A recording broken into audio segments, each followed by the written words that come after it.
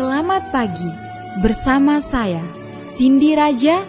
Mari awali aktivitas dan pelayanan Anda melalui renungan pagi bersama Allah di waktu fajar. Dengan doa dan bimbingan darinya, kita dapat diyakinkan bahwa pada hari yang mulia itu, ketika Yesus kembali untuk mengklaim miliknya, bahwa kita akan menunggunya di sana dengan tangan terbuka dan disambut ke hadiratnya yang kekal. Ditulis oleh Ellen G. White bersama Pendeta Denny Kanajo. Selamat mendengarkan. Shalom, selamat pagi para pendengar yang diberkati oleh Tuhan dimanapun Anda berada saat ini. Kita akan sama-sama mendengarkan firman Tuhan melalui audio renungan pagi pada tanggal 3 Agustus 2022 dengan judul Pengakuan Mendapat Belas Kasihan. Sebelum kita melanjutkan bacaan renungan kita pada pagi hari ini, kembali saya mengajak semua para pendengar yang setia untuk berdoa bersama-sama. Bapa kami yang bersemayam di dalam takhta kerajaan sorga, terima kasih Tuhan Yesus, oleh karena kasih dan rahmat-Mu begitu besar bagi kehidupan kami, lebih khusus panjang malam di dalam pembaringan kami, hingga tiba di pagi hari ini kami dibangunkan dengan tubuh sehat dan segar. Sebelum kami melakukan segala tugas pelayanan pekerjaan kami sepanjang hari ini, kami rindu untuk belajar mendengarkan firman Tuhan. Curahkanlah kepada masing-masing kami kuasa Roh Kudus-Mu. Terima kasih Tuhan Yesus, dengarlah doa kami Bapa, dan mau mengampuni segala dosa kami, karena kami sudah berdoa hanya di dalam nama Tuhan dan Juru Selamat kami. Amin.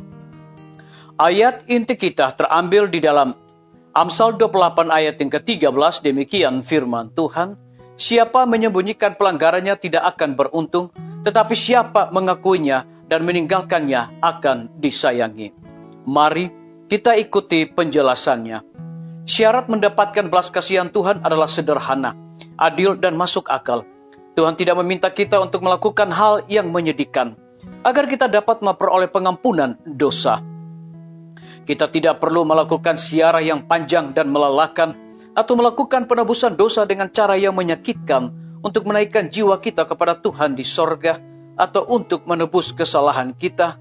Tetapi siapa yang mengakui dan meninggalkan dosanya akan disayangi. Ini adalah janji yang berharga, diberikan kepada manusia yang jatuh untuk mendorongnya, agar percaya kepada Allah yang penuh kasih, dan untuk mencari kehidupan kekal di dalam kerajaannya. Daniel tidak berusaha memaafkan dirinya atau bangsanya di hadapan Tuhan, tetapi dalam kerendahan hati dan penyesalan jiwanya, dia mengakui sepenuhnya kekurangan dan pelanggaran mereka, serta membuktikan perbuatan Tuhan yang adil terhadap satu bangsa yang tidak menaati hukumnya dan tidak akan mendapat keuntungan dari rahmat-Nya. Saat ini ada kebutuhan yang sangat besar akan pertobatan dan pengakuan yang tulus hati. Mereka yang belum merendahkan jiwanya di hadapan Tuhan dengan mengakui kesalahan mereka, belum memenuhi syarat pertama untuk penerimaan. Jika kita belum mengalami pertobatan dan belum mengakui dosa kita dengan kerendahan hati yang sejati dan jiwa yang hancur, serta membenci kesalahan kita, kita tidak pernah benar-benar mencari pengampunan dosa, dan jika kita tidak pernah mencarinya, kita tidak pernah menemukan damai sejahtera Tuhan. Satu-satunya alasan mengapa kita tidak memiliki pengampunan atas dosa-dosa yang sudah lewat adalah karena kita tidak mau merendahkan hati kita yang sombong dan menuruti persyaratan firman kebenaran. Disalin dari buku Testimoni jilid 5, halaman 635 dan 636. Biarlah pembacaan renungan kita saat ini akan menjadi berkat bagi kita semua. Mari kita tunduk kepala dan kita berdoa. Bapa di sorga, terima kasih Tuhan Yesus, oleh karena firman-Mu di pagi hari ini memberikan sukacita dan berkat bagi masing-masing kami, oleh karena diajarkan pengakuan mendapat belas kasihan. Lebih daripada itu memberikan satu penekanan khusus kepada kami. Daniel tidak berusaha memaafkan dirinya atau bangsanya di hadapan Tuhan, tetapi dalam kerendahan hati dan penyesalan jiwanya, dia mengakui sepenuhnya kekurangan dan pelanggaran mereka, serta membuktikan perbuatan Tuhan yang adil terhadap satu bangsa yang tidak menuruti hukumnya dan tidak akan mendapat keuntungan dari rahmat-Nya. Terpujilah nama Tuhan. Pada pagi hari ini hamba berdoa untuk pemerintah kami. Tuhan memberkati Bapak Presiden bersama Wakil Presiden, para menteri dan seluruh stafnya, Bapak Gubernur bersama dengan wakil, Bapak Wali Kota bersama wakil, Bapak Bupati bersama wakil, camat dan seluruh stafnya, kepala desa, lurah, RT, RW, dimanapun mereka berada saat ini. Kiranya Tuhan lindungi pelihara mereka, cukupkan kebutuhan mereka, terlebih hikmat pengetahuan sorga, agar mereka dapat menjalankan roda pemerintahan dan juga dalam mengambil setiap kebijakan, mendatangkan berkat bagi rakyat dan bangsa kami. Kami juga berdoa untuk para tim medis. Tuhan berkati dokter, perawat, bidan, semua para pekerja kesehatan yang sedang melayani di setiap rumah sakit bahkan puskesmas, biarlah mereka memberikan pelayanan yang terbaik. Kami berdoa untuk kelanjutan pembangunan Rumah Sakit Advent Palangkaraya, Rumah Sakit Advent Kupang. Tuhan berkati para tukang, panitia, material yang mereka gunakan. Engkau berikan hikmat, kekuatan, kesehatan, agar mereka dapat mengerjakan bangunan tersebut selesai tepat pada waktunya. Kami berdoa untuk pimpinan-pimpinan organisasi gereja Tuhan, dari tingkat yang tertinggi sampai kepada gembala jemaat.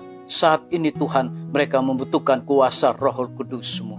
Kami juga berdoa untuk guru-guru, kepala sekolah, dan setiap siswa. Tuhan curahkan hikmat pengetahuan sorga, agar dapat mendidik anak-anak untuk memiliki karakter Yesus Kristus. TNI, Polri, PNS, wira swasta, petani, pedagang, nelayan, ojek online, dan saudara-saudara kami yang ada di dalam penjara. Tuhan lindungi, pelihara mereka, berikan mereka kekuatan, kesehatan, sukacita di dalam melaksanakan segala tugas dan tanggung jawab mereka.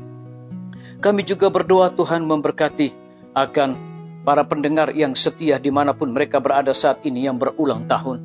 Dengan bertambahnya usia yang Tuhan percayakan di dalam hidup mereka, mereka juga selalu bersyukur dan melayani Tuhan senantiasa. Yang berada di dalam kebibahan ketidakpastian hidup, Tuhan berikan iman yang teguh untuk mereka terus berharap, bersandar hanya kepada Tuhan Yesus. Terima kasih Bapa yang baik, dengarlah doa kami Tuhan, dan mau mengampuni segala dosa kami, karena kami sudah berdoa hanya di dalam nama Tuhan dan Juru Selamat kami.